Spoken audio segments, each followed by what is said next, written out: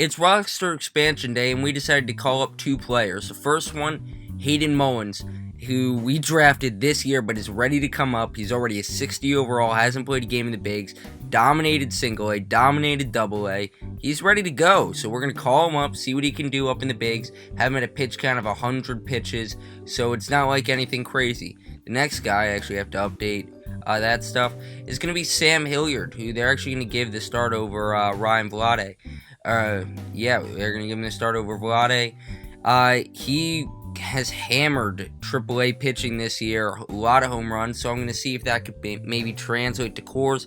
He's fine in the outfield, so I figured why not bring him up. Do I think he'll really be that good? Not really. He's got below average contact, below average avoid Ks, and he's got, maybe right around just above average eye discipline. The only thing he's really got is power, so let's see if he can give us a bit of a power bat near the end of the season.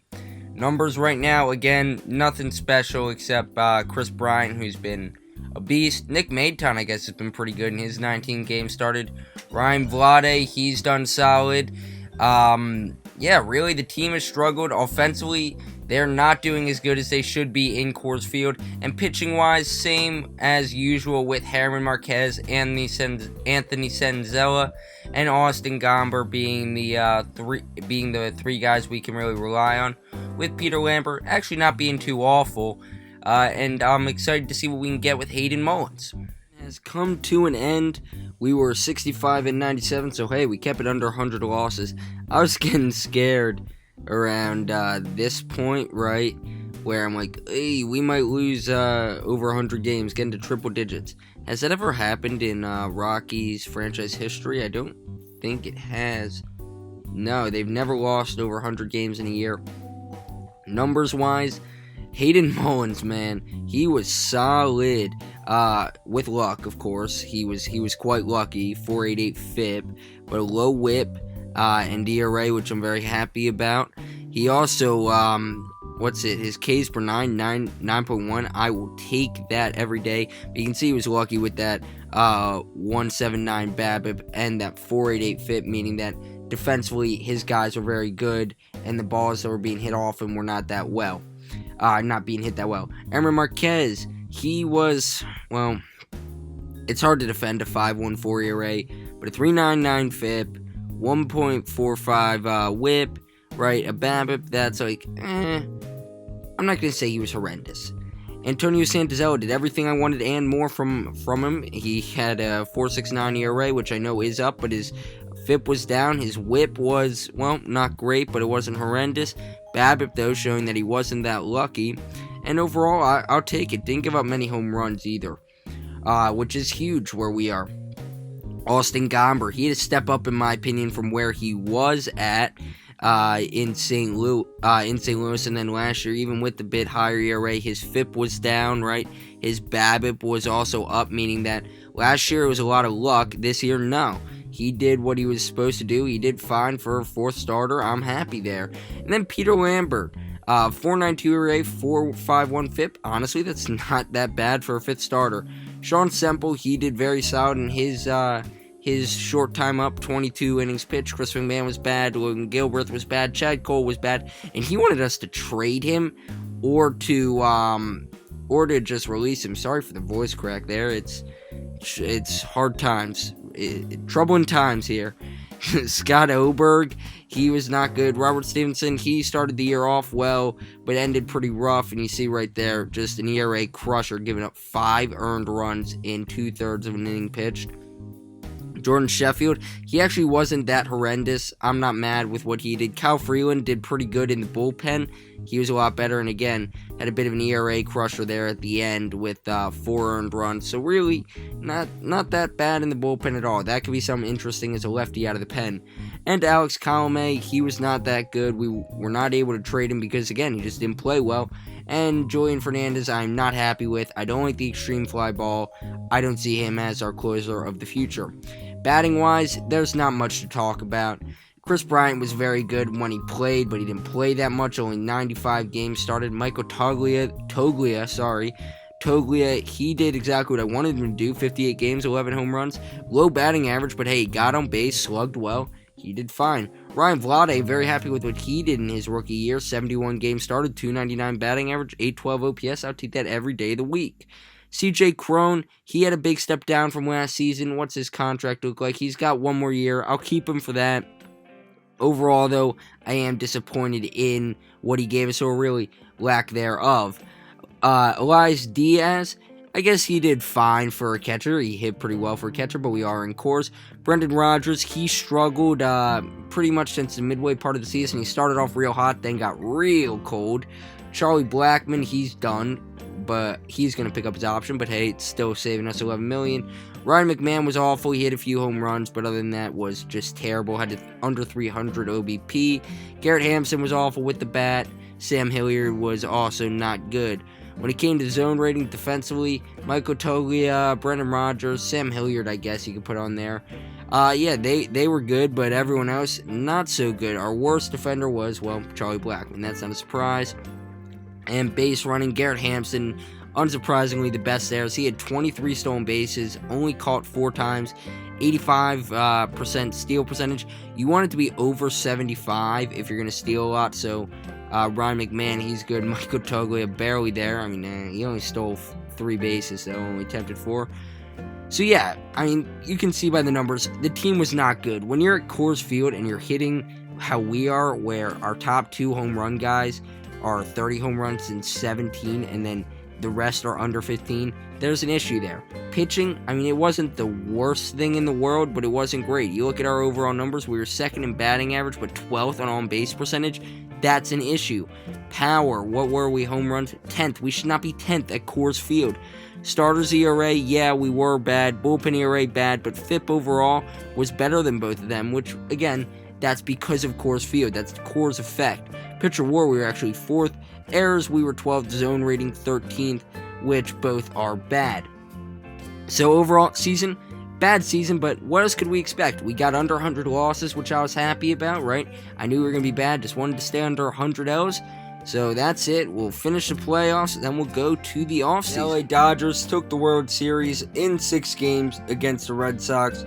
In case you want to know, this is the entire playoff tree. And if you want to know what to do for salary arbitrations, you can either let them go like this, right, where the team will pay him $8 million or 1.5. So that's what I did with Kyle Freeland, right? He didn't want to talk, but I'll still give him that money for 1 year, and that's fine. So the team will give him $8 million automatically through arbitration. But there were other guys where I'm like, I think I could get him for a little less than this. So I'll use Brendan Rodgers as an example. The team offers him $2 million. I knew that. I can see it right here as well. Now, I'm going to give him 1.94, and he'll take that. So we're saving $60,000 there. Now, can he go down more? No. So we'll go 1.94 again. Boom. So he's there. We're going to save $60,000. Now, the guys that did us nothing, I clicked withdraw, and they are not going to be joining us next year. We're not going to be offering them anything, and they're going to be able to walk. We're also going to let Alex Colome go, and the CPU will do all these. Wow, we had Sandy Leone? I did not know that. That's interesting. Another thing that we're going to be doing this offseason is essentially reconstructing the entire staff, except for Maziliak and maybe Ron Gideon. I still don't know if I'm going to fire him or not. I'm probably going to end up keeping him, though. Our Major League staff is complete. We are still rebuilding the minor league staff. And let's go through it. So we hired Edwin DeLuna, who he's got pretty good ratings, good prevent ratings for the arms, which is what I really was looking for. Of course, this stays the same with John Maziliak. Jose Algicio, he's a third base coach because in-game running is good and everything else is legendary. Ronnie Gideon, he's the only one not named John Maziliak to stay. Familiar name here, Peter Borges. Jesus. Peter Borges. He is going to be our hitting coach. I should know it too. He's a Philly, for Pete's sake. But yeah, good, outstanding teach hitting, and he handles development well, and mechanics very well. And our pitching coach is going to be John Farrell. We have a first-time manager, so might as well get a veteran manager to be the hitching coach. He's legendary at teaching pitching, so I thought might as well. Then Scott Austin. He was a rookie league pitching coach. Called him up. He's got great ratings, so figured might as well. And then finally, at manager, well, I shouldn't say finally. First, I'll go Sam Hanek. You can't see it here, but he's fine ratings first year. And then Miguel Centena. I haven't found anything on him in real life. Apparently, he's kind of like known in OOTP. But yeah, awesome ratings, right? Good head coach, outstanding development, legendary for hitting, pitching, in-game, pretty solid stuff. And he's temperamental, works well with temperamental, struggles with personable, good staff roles, cohesion. It's content right now, but overall, we have pretty good, at least in my opinion. The only issue could be we have a little too much easy going, but other than that, we are fine. And then we'd probably set it up where it'd be Scott Austin, and then Scott Austin there, so we have legendary, outstanding for the teaching roles. So yeah, that'll do it for this part. We're going to go over awards, and then we're going to get into the fun stuff, free agency. It's time for award season. As you can slow down the video and look, I'm not going to be too specific with the AL. Here it is. Kevin Kiermaier cleans up like he does every year.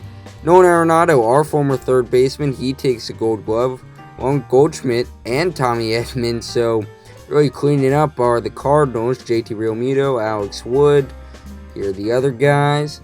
AL reliever of the year goes to Josh Taylor. Well, that's an unexpected winner, but heck, he had a great season, so earned. Good for Josh Taylor.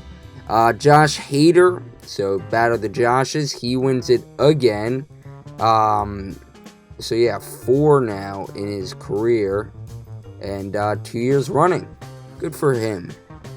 Now for the Silver Slugger Awards. Sean Murphy, Nate Lowe, Bobby Witt as a rookie. Wow. Bobby Witt, Xander Bogaerts, Joey Gallo, who was peak Joey Gallo this year. Brandon Marsh, Mike Trout, and Austin Meadows. And then for the NL, hold on, let me just... Boom. Okay, for the NL, again, we have no one, of course, but Carson Kelly, Matt Olson, Gavin Lux, Patrick Wisdom, Trey Turner, Christian Yelich, Ronald Acuna Jr., and Juan Soto. AL's best rookie, that goes unanimously to Bobby Witt.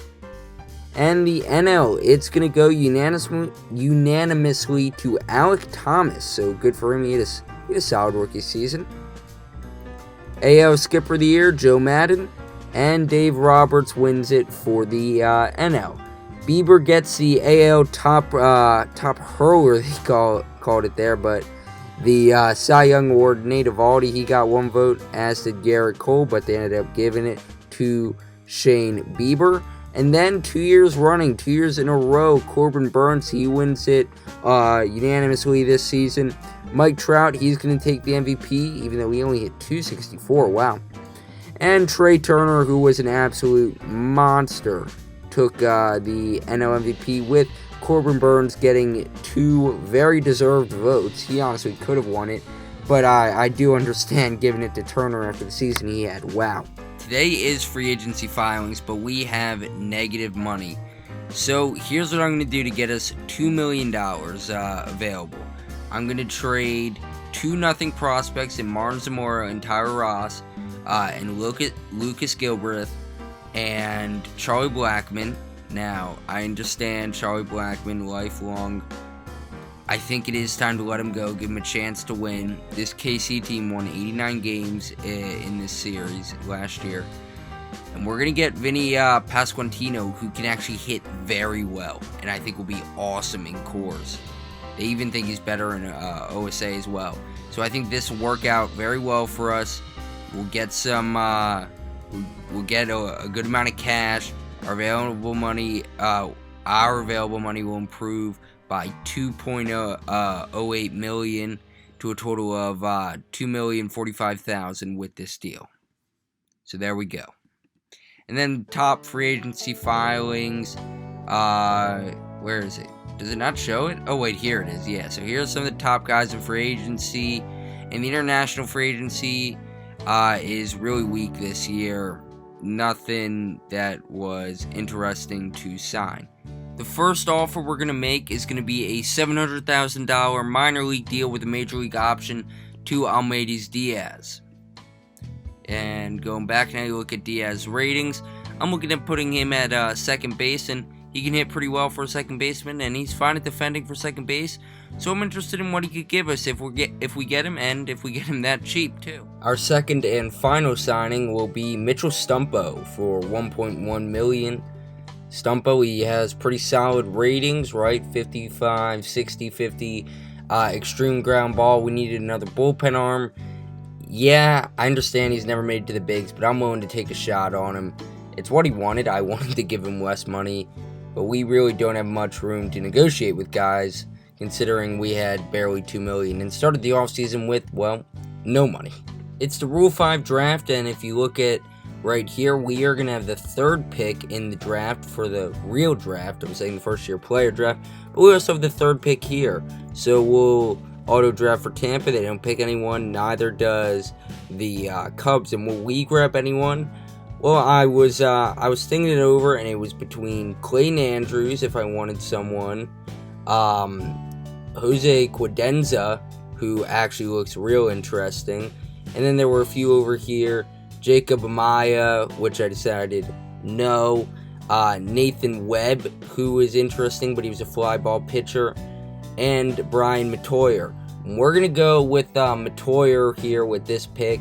I know I usually don't make Rule 5 draft picks, but I think we need the pitching. We could use an extreme ground ball guy, and worst comes to worst, we just return him to Miami. The Hall of Fame voting concluded. I do vote, but I didn't think it was interesting enough to show it. A-Rod, he gets in. I voted for Beltran, Helton, a few other guys in there. I used all of my 10 votes, but yeah, Alex Rodriguez into the Hall of Fame. And we have money now. Now, I believe this is because the budget gets reset, and around here, right, the scouting, development, draft budgets, they all get reset.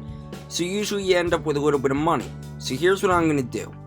Now, guys' demands usually go down when the preseason begins, and then even more when spring training begins. And there's a guy here that's very interesting. Not Jason Castro, even though he is very interesting if we needed a catcher, but we don't. Cody Bellinger, he's extremely interesting. He's got real solid ratings in the outfield. He can play first base. He's a former MVP, and we need a center fielder. So I'm going to offer him a contract. He only wants $6.5 million. And now I'm going to see if I can get him down a little bit. So yeah, he'll go 6'4". Will he go 6'2"? Yes. If I can get him under $6 million, wow, that'd be a total steal. And then I'll still have money for budgets. He's going to go 5'4". Yes, he'll go 5'4". $5 million. He'll take $5 million. That's crazy. How about 4.5? Yup. We take $4 million? No. Okay, so we're around that 4.5 range. 4.3. Yep, we'll offer him $4.3 million. Now I'm guessing other teams will offer him cash, but right now we have $10 million, so we'll put that to 10.4, and we'll put that to, and the development budget to 13.8, putting us at $345,000 left, and then we can change this up until we hit spring training, I believe it is. So yeah, I'm going to be back, see if we can sign him, and then this video will end once we get to the beginning of spring training. I forgot to mention that the money that we gained was because the preseason had begun, and that's when the money gets reset. The Phillies are trying to get Bellinger from us. The deal is worth around $4.4 million, so we'll offer $4. Okay, he's playing hard to get. Am I really going to have to reset the budgets now because of this? Jesus Christ. Hold on. So now what I'm going to have to do... Yeah, I can't. Darn it. I thought the Bellinger was going to be almost a lock. The Phillies, their deal is around $4.4 million, right? So we're going to offer him... What if I just offer him a major league deal? and I give him 4.5. No, he wants 5.3. I can't do it, Cody. I don't have the money. So, I mean, I can give you 4.64. No, he's not going to do it. Do I have any money I can clear? Just going to do this first so we get the 60 guys. If I have any money I could pretty easily clear out, I probably would. Like, Scott Oberg. Does anyone want him? I have an idea if no one doesn't. No, they don't.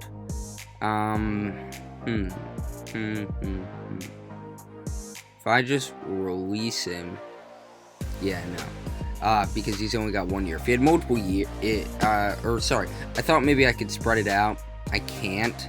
Ryan McMahon's deal is awful. We're gonna have to try to get that out.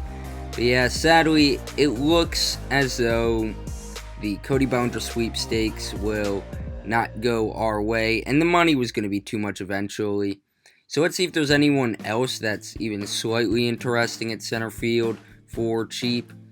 Adam Duvall is impossible to sign. Tommy Pham, he can't really play center field. Not really. Kevin Kiermaier. Kevin Kiermaier's interesting. Manny Margot.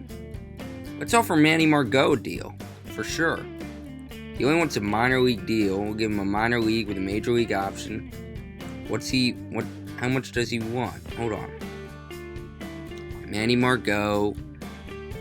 He's not demanding anything. I'll give him a minor league with a major league option worth $2.7 million. Okay, he will. He'll let us know. And yeah, I think what I'm gonna do is I'll just show you the preseason predictions right here. I'll see if I can get in before spring training ends, and if I do, then that'll probably be the end of the episode. And if I don't, we'll just go up to the regular season, and then we'll continue from there. So preseason predictions: the Blue Jays 88 wins. This changes at the end of the preseason. The wins get a little more accurate, but this is just what they think at the beginning of spring training. The spring training predictions or preseason predictions, my Phil is only predicted 70 wins. We're projected 70 wins as well, with no one real special. So yeah, let's see if we get Manny Margot. If we do, that'll be it. If we don't, we'll just go to the end of spring training. Manny Margot is here, and he will be our starting center fielder. Zach Veen also there, and Ryan Vlade, he's also in right field, which makes me very happy for what we have right now. And honestly, I really like this outfield. So that'll do it for this episode and the offseason. We'll come back at the end of spring training, opening day, and hopefully this Colorado team can improve a little bit off last season.